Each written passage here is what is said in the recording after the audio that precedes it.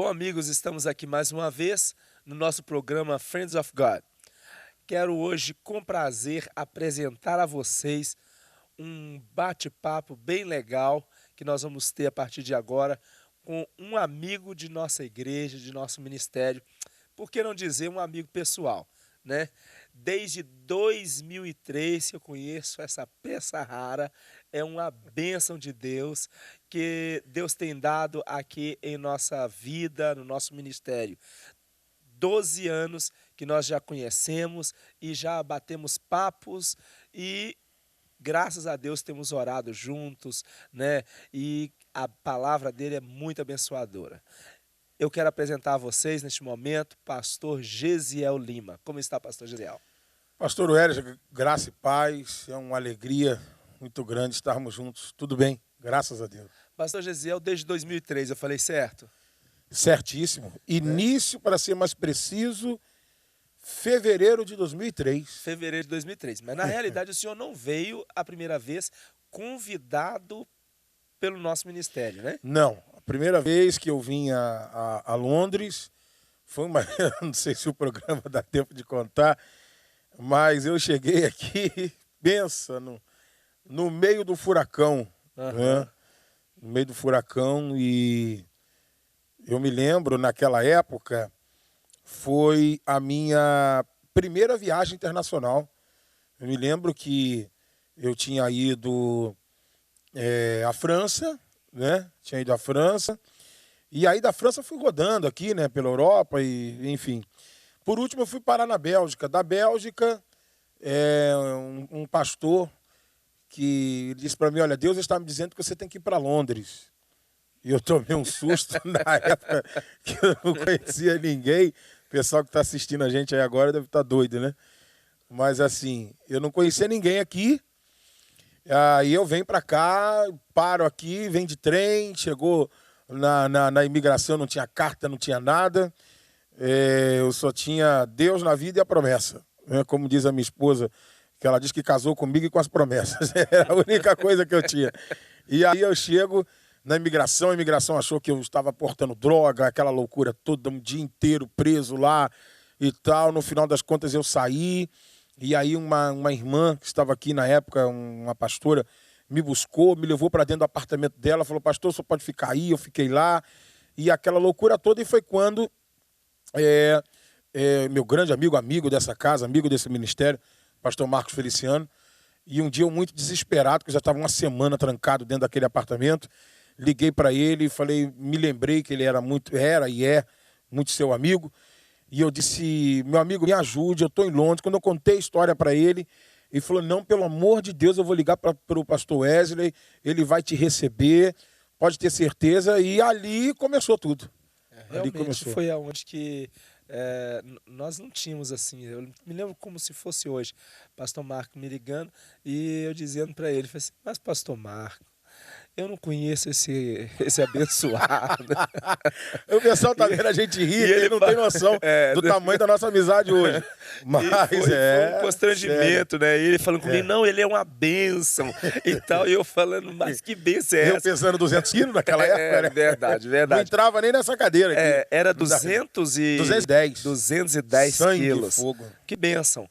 Hoje, quantos quilos? Já foi uns 90, né, mais ou menos. Já foi... Mas alguma coisa foi recuperada. Você perdeu 90? Cuidado pra você não encontrar ele de volta. Alguma coisa foi encontrada. Pastor Gesiel, naquela época, em 2003, ainda não tinha gravado o seu próprio CD. Não. Né? Eu me lembro que o senhor gravou, se eu não estou enganado, foi 2005? Isso, final de 2004 para início de 2005, exatamente. Isso, exatamente. Né? E já está no seu... Segundo CD. Eu demorei muito, o pessoal que deve estar assistindo possa estranhar esse tempo todo. Por que você demorou tanto tempo a gravar um CD? Eu demorei por conta das viagens, né? Eu fiz muitas viagens, principalmente para cá, para a Europa, para a América, né? Para os Estados Unidos da América. Foram muitas viagens, seguidas e seguidas viagens. Eu me lembro que só nos Estados Unidos, esse CD, o primeiro, eu devo ter vendido isso, milagre, né?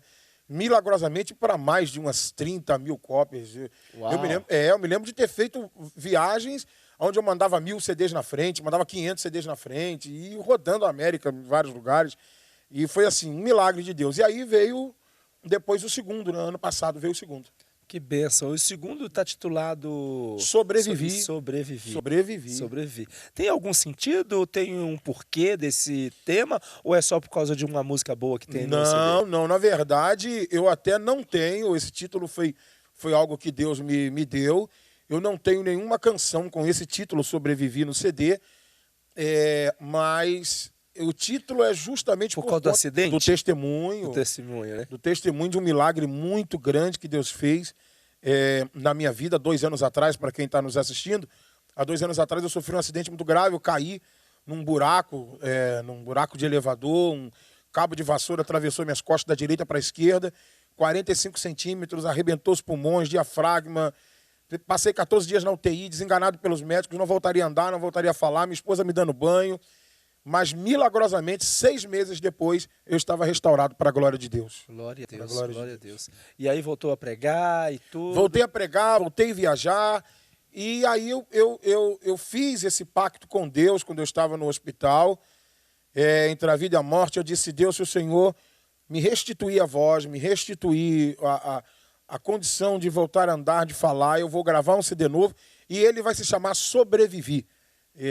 Eu fiz essa oração, Deus me ouviu, me atendeu e está aí, sobrevivi. Tirando esse milagre, né, desse acidente que o senhor teve justamente dentro da igreja, né? Que foi algo assim... Foi nos fundos de uma igreja, exatamente. Às vezes corre tanto risco de avião, corre risco nas estradas, indo pregar, cantar, e dentro da igreja que você frequentava, né? Exatamente. Ocorre esse acidente. E depois, mesmo tendo esse grande milagre, o senhor teria um outro milagre para contar para a gente que impactou sua vida? Uau, eu me lembro tem um milagre que eu não me esqueço de alguns anos atrás. Esse não foi um milagre, quer dizer, um milagre que Deus, né, foi por meu intermédio, pela infinita bondade e misericórdia de Deus. Deus me usou há mais ou menos uns 3 anos atrás, numa cidade do interior do estado da Bahia, no Brasil. Deus me usou para um senhor. Aquilo me marcou muito, nunca mais me esqueço, dentre muitas e muitas experiências, mas essa foi muito marcante. Um senhor de 75 anos de idade, ele estava sofrendo com o mal de Parkinson, já vinha há 5 anos, e o Parkinson ele se desenvolve de diversas formas no organismo. No caso dele, deixou esse senhor paralítico mesmo, cadeira de roda, dependendo dos filhos o tempo inteiro. E aí, numa noite de sábado, eu estava ministrando nessa igreja, lá no interior da Bahia, e aí eu ministrando, quando de repente, no meio da mensagem, eu desci correndo assim, fui ao meio da igreja, e aí Deus me usa para aquele homem dizendo, a tua cura não depende mais de você. Aliás, a tua cura não depende mais de Deus, depende de você. Deus diz que você já está curado. E se tu crê que tu está curado, eu vou virar as costas e você vai vir andando atrás de mim. E eu virei as costas e saí. Mas no meio daquele mover todo, aquele rebuliço de Deus, virei as costas e voltei para o púlpito. Quando antes de chegar em cima do altar, eu escutei aquele barulhão de glória a Deus, aleluia. Quando eu viro as costas, está ele em pé, atrás de mim. E querendo colocar... Uau, loucura. Querendo colocar a mão no meu ombro. E aí eu saí correndo e ele correu atrás de mim, e aí pronto. Aí ninguém conseguiu pegar mais. ninguém segurava, mas isso foi muito marcante. Muito conta do ambiente. Então, entre tantos milagres, que eu sei que a sua vida é assim, envolta de milagres. Você tem 2 milagres na sua casa, né? O nascimento das suas 2 filhas. Tenho a Débora Vitória, que é a minha mais velha. A Débora está com 13 anos. É a primeira, a primogênita. E aí... eu digo que depois de velho fui inventar a moda de ter filho. Aí Deus me deu a Maria Isabel. Maria Isabel é a minha mais nova. Maria Isabel está com 2 anos e meio. E a minha linda esposa que Deus me deu, que é um milagre. Eu digo que não é esposa, é um milagre. Que é a Rita de Cássia. Nós somos casados há 14 anos. 14 anos? 14 anos. E quantos anos que o digníssimo Gesiel tem? Hoje eu tô com 39, tô indo para casa dos 40. Ah, Ano que vem, ano que vem. ano que vem. Ano que vem é só daqui a, Daqui ali. 4 meses. É isso. Só isso. Só isso. Ok, pastor Gisiel tem vindo a Londres há quantos anos já? Desde 2003, todo ano. 12 anos. 12 anos. 12 anos. Na mesma igreja. E às vezes ainda repete algumas vezes No né? ano aí. A Só Deus não repete mais, porque tem que orar para Deus tocar na Santa Varoa, né? Ah, é? Quando eu venho que Deus toca nela, né? Ah, é? Depois põe uma foto aí da Santa Varoa para eles verem quem é. Então, pastor Gesiel, você é muito querido aqui, né? Logicamente, Amém. pelo pastor da igreja, né? Também pela pastora, Amém. né? E nessa oportunidade nós fizemos 15 anos, né? 15 anos. E foi uma festa realmente assim muito linda. Linda, né? magnífica. Com a presença do apóstolo Jabes de Alencar, também, né, de sua esposa, pastora Nani, né, sua pessoa, Peterson, né? Pastor Peterson, pastor Mag, né, o cantor Mag, Exatamente. né, também aqui conosco. E isso tudo marcou muito a história da igreja, o tempo nosso. Mas eu queria assim que você falasse um pouco para nós agora sobre o Brasil.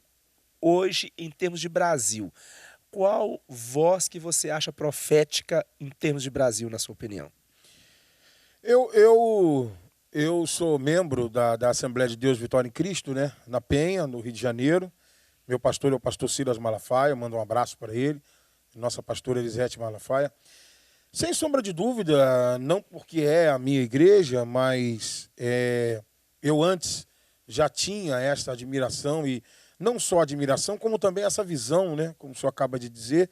Mas eu creio, no Brasil hoje, pastor Silas Malafaia é uma voz, é uma autoridade espiritual, e com peso, com é um João Batista, né? Que Deus tem levantado na nossa nação. Então você acha que ele hoje seria a voz profética brasileira? Sim. Okay. Não só eu, como milhares de líderes, né, tem esse reconhecimento, tem essa visão e tem esse respeito, né? Esse respeito. E em termos de pregador, qual pregador assim que você admira muito?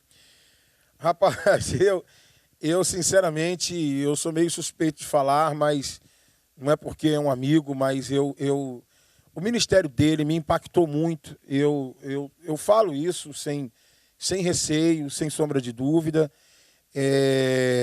O senhor sabe, a gente até falou sobre isso esses dias. Meu pai foi pastor por 32 anos no Rio de Janeiro. Meu pai foi um grande pregador, foi um profeta, influenciou muito a minha vida.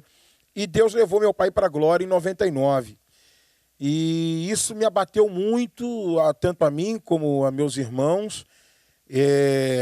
Eu fiquei praticamente um ano, praticamente aí, quase 2 anos, parado, numa depressão muito profunda, porque abaixo de Deus, meu pai era um grande referencial que eu tinha. Então, quando foi no ano de 2000, aí, início de 2000 para início de 2001, eu conheci o pastor Marcos Feliciano, por intermédio de fita cassete, naquela época. E nem ainda tinha, né? E aí isso me impactou demais. Então hoje eu diria, sem sombra de dúvida, já falei isso com ele, falo toda vez que encontro, nós somos amigos, a gente se encontra, brinca, ri, tal. Pastor Marcos é pastor e deputado federal, mas é uma pessoa muito, muito especial. Mas, sem dúvida, para mim, hoje, eu digo isso sem nenhum receio, eu sempre publico isso nas minhas redes sociais, mas pastor Marcos Feliciano é uma referência muito grande para mim, é um profeta de Deus na minha vida, e eu respeito, para mim, hoje, digo isso sem nenhum medo, é um grande pregador, sem dúvida. Então, para você, hoje, seria o pastor Marcos Feliciano? Sem dúvida, entre todos os sem demais. Dúvida. Isso ele sobressai. É uma opinião, sem dúvida. Isso é uma opinião particular. Com certeza, eu falo isso o tempo inteiro, não nego isso para ninguém, já disse isso até para o meu pastor, mas marcou muito a mim. Não só a mim, como a minha família. Só Deus e eu sei de situações que eu estava e que uma mensagem do pastor Marcos, várias mensagens dele, me elevaram a outro Você já nível. era amigo dele? Ou... Não. Não. Nós nos tornamos amigos em 2003. Né? Foi em 2003 que nós nos tornamos amigos. Isso eu estou te falando de 2000, início de 2001, eu estava casando. Estava casando. Agora, na realidade, o pastor Marcos, né, o deputado, é muito carismático, né? Sim, sim. Ele tem algo nele especial da parte de Deus, Sim, né? sem dúvida. Que atrai a gente, Sem as dúvida, pessoas querem sem estar do lado, sem perto dele, Sem dúvida, sem né? dúvida. E também a dedicação dele Sim. em favor da família brasileira. Sim, sim. Isso tem, assim, É, tem que tirar o chapéu. é uma voz no parlamento. Verdade. Uma voz no parlamento brasileiro. Que tem feito a diferença. Com né? certeza. Porque nós vemos muitos aí que entram para política, mas do mesmo jeito que entra, sai.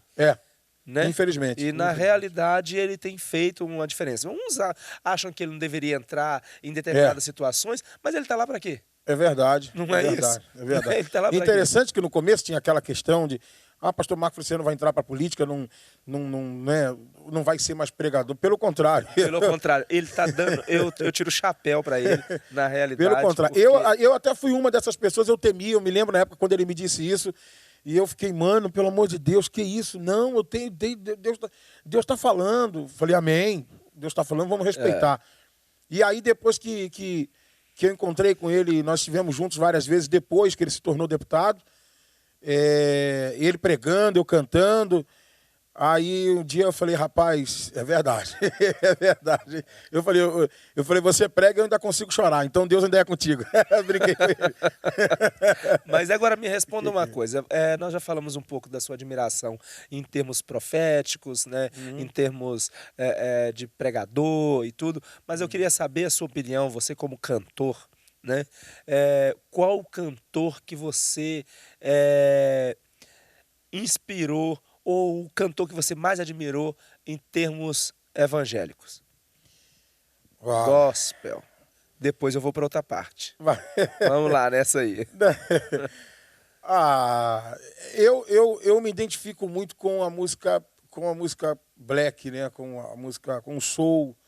Me identifico muito com o gospel americano, me influenciou muito, muito. No início, hoje eu estou com 39 anos, mas quando eu comecei a cantar, né, na época eu com 12 para 13 anos de idade, eu fui batizado nas águas e tal. Naquela época, quem é assembleano aí que está me assistindo vai se lembrar, naquela época meu pai insistia muito para que eu ouvisse e tentasse cantar igual ao pastor Feliciano Amaral. Feliciano Amaral, que uma riqueza, né? É uma lenda viva, está vivo ainda, já com muita idade, é uma lenda viva. Então eu ouvia muito Feliciano Amaral, depois pastor Vitorino Silva, acabou me influenciando muito, e eu cantava essas canções dele, pastor Armando Filho, né, que são pessoas aí da região, né, do tom que eu costumo cantar. Mas aí quando eu fui chegando aos meus 17 para 18 anos, foi quando eu comecei a conhecer a música gospel americana e me apaixonei. Naquela época, não sei se nessa época o senhor ainda estava no Brasil, mas quem está nos assistindo no Brasil vai se lembrar, nessa época aí, de 93, 94, esse período aí, foi um período onde começaram a chegar os primeiros vídeos, era aquele VHS, né? Começaram a chegar os primeiros vídeos do Hosanna Music, Ronquenoli, né? Tá Vivo, que é outra lenda viva. Começaram a chegar no Brasil, e nesse período aí, começou a chegar, eu me lembro que participava do Hosanna Music o pastor Alves Laurer, que é uma grande referência, até, não sei se eu que sou do peso dele ou ele que tem o meu peso, mas meio fortinho também. E então, eu passei a admirar muito a música gospel americana aí nesse período com o pastor Alves Laurer, e um pouco depois eu conheci o Fred Harmon, que é também outra grande referência. Então, são duas referências para mim. Alves Laurer, Fred Harmon, são duas referências que eu tenho hoje. Né? No início, foram essas que eu falei, pastor Feliciano Amaral, pastor Vitorino Silva, pastor Armando Filho, mas aí com meus... Já foi convidado alguma vez para poder gravar secular? Olha, eu tive uma experiência, até uma experiência bem interessante. Quando eu tinha mais ou menos uns 15 anos de idade, eu participei de um concurso na escola que eu estudava. E meu pai, na época, não sabia, fiz isso escondido dele e tal. Participei do concurso na escola, a escola que eu estudava era uma escola muito grande. Ganhei esse concurso na época, saí em primeiro lugar. E aí veio uma gravadora, na época, me fez proposta para gravar secular, né? Na época, eles diziam que eu tinha que gravar alguma coisa aí, tipo meio que Tim Maia, meio que Ed Mota, alguma coisa nesse estilo assim. Mas aí, como eu era de menor, eu tinha que falar com meu pai. Foi quando eu fiz o meu pai ciente. Apanhei, tomei uma surra violenta. Foi. Que meu pai disse: você fez isso escondido, não deveria fazer.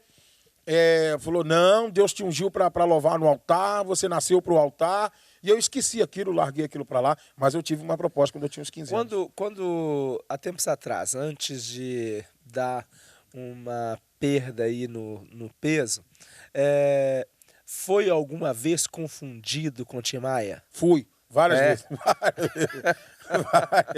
Porque seu timbre lembra muito, né? Tem algumas músicas que você canta e tal, que dá uma lembrada. Verdade. Você era admirador? Dele como um músico, sim.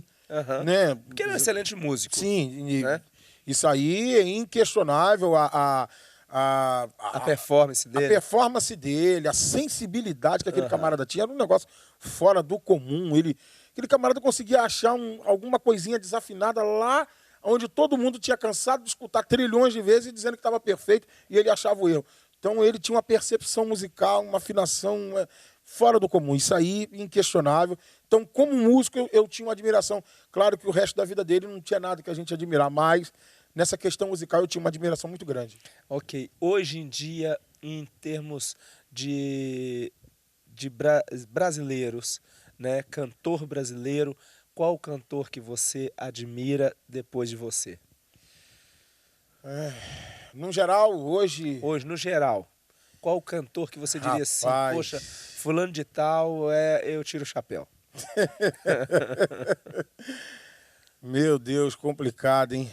Complicado. Eu sei que você tem vários amigos, amigas, cantores famosíssimos. É verdade. Mas sempre tem um desses que você fala, poxa, esse aí realmente... Rapaz, um cara que eu admiro muito, que é um servo de Deus, a gente assim não tem um relacionamento tão próximo, mas ele me respeita muito, eu respeito muito. Ele já esteve aqui nessa igreja e eu admiro muito, até porque ele não é só cantor, ele é professor de canto. E eu admiro o ministério dele, o time. É um camarada que eu paro, sento e fico assim, com a mão no queixo, ouvindo o tempo inteiro, enquanto ele estiver num lugar cantando. É o Robson Monteiro. Robson Monteiro, para mim, é uma referência muito grande. Não, ele é uma bênção, né? E é um servo de Deus, né? É humilde. Muito, um menino muito crente. Muito. Ele, de família, enfim, de uma família linda que Deus deu a ele. Tenho uma admiração muito grande. Ok. Bom, nós estamos chegando ao final, tá? Desse bate-papo aqui nosso, muito gostoso por sinal. Eu gostaria que você deixasse agora uma palavra para Adelondres, para o nosso ministério, para as pessoas que nos admiram, que estão conosco nos cultos, né? Você pudesse olhar para aquela câmera ali e deixasse uma palavra direcionada. Amém. Sem dúvida, essa história, né, da Adelondres está aqui, 15 anos. E quando eu cheguei aqui no sábado, a minha mente, eu viajei, né? Me lembrando de Notting Hill, e até nós falávamos isso, eu acompanhei eu me lembro da batalha para a conquista do prédio, da compra, até que tudo fosse aprovado, do culto. Eu me lembro ter vindo no culto, o primeiro culto que teve aqui, nesse local. E então, Adelondres para mim é uma história, eu diria que é uma parte da minha vida, cumprimento de promessa de Deus na minha vida, né? Quando eu era novo, tinha 15, 16 anos de idade, profecias. Então é uma história muito longa, uma história, como a minha esposa diz, tem muito amor envolvido nisso aí, tem muita amizade, tem muito relacionamento envolvido em tudo isso ao longo desses 12 anos. E o que eu tenho a dizer para você membro da ADL, para você que frequenta a ADL, para você que ainda não veio, o que eu tenho a lhe dizer é que este é um lugar que Deus marcou, é um lugar que tem história, um lugar que tem princípio, é um lugar... É uma terra frutífera, um lugar para você semear. Eu mesmo tenho plantado sementes aqui, tenho recebido colheitas grandiosas. E 15 anos é uma mudança de fase e eu tenho certeza que esses próximos 15 serão 15 anos de uma virada muito grande de Deus, de um novo tempo. E eu tenho certeza que você que participou desses 15 ou que em algum momento participou dele, se prepare para os próximos 15. Porque é uma virada, é um novo tempo, vem algo muito grande de Deus para a AD Londres, para os pastores, para os membros, para todo esse ministério virá algo muito grande. E nesse vídeo que nós estamos gravando, eu firmo aqui a nossa aliança com essa casa, com esse ministério. Você que ainda não conhece, eu quero te desafiar a conhecer a ADL. Tem aí no vídeo, no rodapé, os contatos, tem aí os telefones. Você precisa conhecer essa casa tão especial. Procure a história dessa casa e você vai ver na íntegra o que eu estou falando. Tá bom? Deus te abençoe. Deus abençoe a ADL. Deus abençoe pastor Wesley, pastora Vanessa, pastor Alexandre, a Marilyn, a toda a família, os líderes, a toda essa casa. Deus abençoe grandemente. Estamos juntos. Que venham os próximos 15. Em nome de Jesus. Amém. Bom, para mim foi um prazer poder ter esse tempo contigo aqui. Amém. Né? E, como o senhor mesmo acabou de dizer, que venha mais 15 anos. Amém. Né? Em nome de Jesus. Amém. Bom, pessoal, chegamos ao final do nosso programa. Até a próxima. Que Deus abençoe a cada um de vocês.